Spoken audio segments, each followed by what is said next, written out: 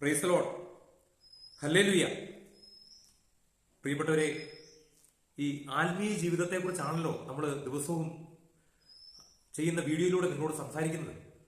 യേശുവിനോട് ചേർന്നുള്ള ജീവിതം, യേശുവിനോട് കൂടെ ജീവിക്കുമ്പോൾ കിട്ടുന്ന ആ ഒരു അനുഭവം, അതിൻ്റെ ആത്യന്തികമായ ഫലം, ഇതൊക്കെയാണല്ലോ നമ്മൾ സംസാരിക്കുന്നത്. എന്നാൽ പ്രിയപ്പെട്ടവരെ, യേശുവിനോട് കൂടെ ജീവിക്കുമ്പോൾ, യേശുവിൻ്റെ പിന്നാലെ നടക്കുമ്പോൾ നമ്മൾ എന്താ പറയട്ടെ, എല്ലാം മറന്ന് മതിമറന്ന ഒരു സന്തോഷത്തിന്റെ അനുഭവത്തിലേക്ക്, ഒരു ആഹ്ലാദത്തിന്റെ അനുഭവത്തിലേക്ക് തീർത്തും വരുമെന്ന് നമുക്ക് പറയാൻ പറ്റത്തില്ല.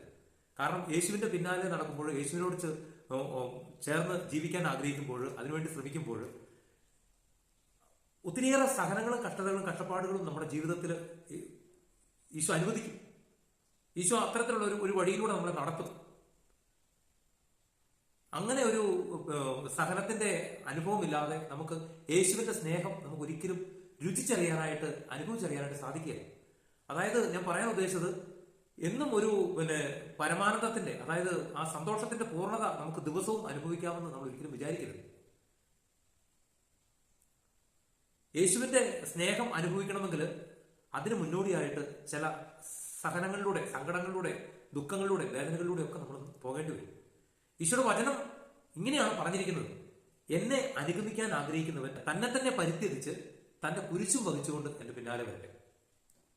ഈശോ ഇവിടുന്ന് തന്റെ 33 വർഷത്തെ ജീവിതം അവസാനിപ്പിച്ച് ഇവിടുന്ന് പിതാവിന്റെ സന്നിധിയിലേക്ക് പോകുമ്പോൾ അവിടുന്ന് വഹിച്ച ഒരു കുരിശുണ്ട്, ഒരു സഹനമുണ്ട്, ഒരു ദുഃഖമുണ്ട്, ഒരു വേദനയുണ്ട്. നമ്മൾ ഇനി ഭൂമിയിൽ മനുഷ്യൻ അനുഭവിച്ച എല്ലാ വേദനകളും അതിന്റെ പാരമ്യത്തിൽ അനുഭവിച്ച വ്യക്തിയാണ് ഈശോ. അപ്പോൾ ആ ഈശോ ഉപേക്ഷിച്ചു പോയ കുരിശ് ഈ ഭൂമിയിലുണ്ട്. അത് വഹിച്ചുകൊണ്ടല്ലാതെ നമുക്ക് നമ്മുടെ ഈശോ സഹിച്ചത്രയും സഹിക്കാൻ നമുക്ക് ആർക്കും പറ്റത്തില്ല. പക്ഷെ ആ ഈശോ അനുഭവിച്ചതിന്റെ ഒരു ശതമാനമെങ്കിലും, ഒരു അംശമെങ്കിലും സഹിക്കാതെ നമുക്ക് ഈശോയെ പോയ വഴിയോടെ പോയി പിതാവിന്റെ സന്നിധിയിലേക്ക് എത്താൻ പറ്റത്തില്ല. ദൈവ സ്നേഹമാണ്. ഈശോ നിങ്ങളെ സ്നേഹിക്കുന്നു എന്നൊക്കെ പറയുമ്പോൾ പലരും നെറ്റി ചൊരിയും, പലർക്കും ദേഷ്യം വരും. ദൈവം സ്നേഹമാണെന്ന്. പ്രിയപ്പെട്ടവരെ, ഒരു വേദനയുടെ ഒരു അനുഭവത്തിലൂടെ കടന്നു പോകാതെ ആ ഒരു രക്ഷാകരമായ ഒരു അനുഭവം, രക്ഷയുടെ ഒരു അനുഭവം നമുക്ക് സ്വന്തമാക്കാൻ പറ്റത്തില്ല. ഇത് പറയുമ്പോൾ ഒരു കുറെ വർഷം പിന്നിലേക്ക് ഞങ്ങളെ കൂട്ടിക്കൊണ്ടു പോവുകയാണ്.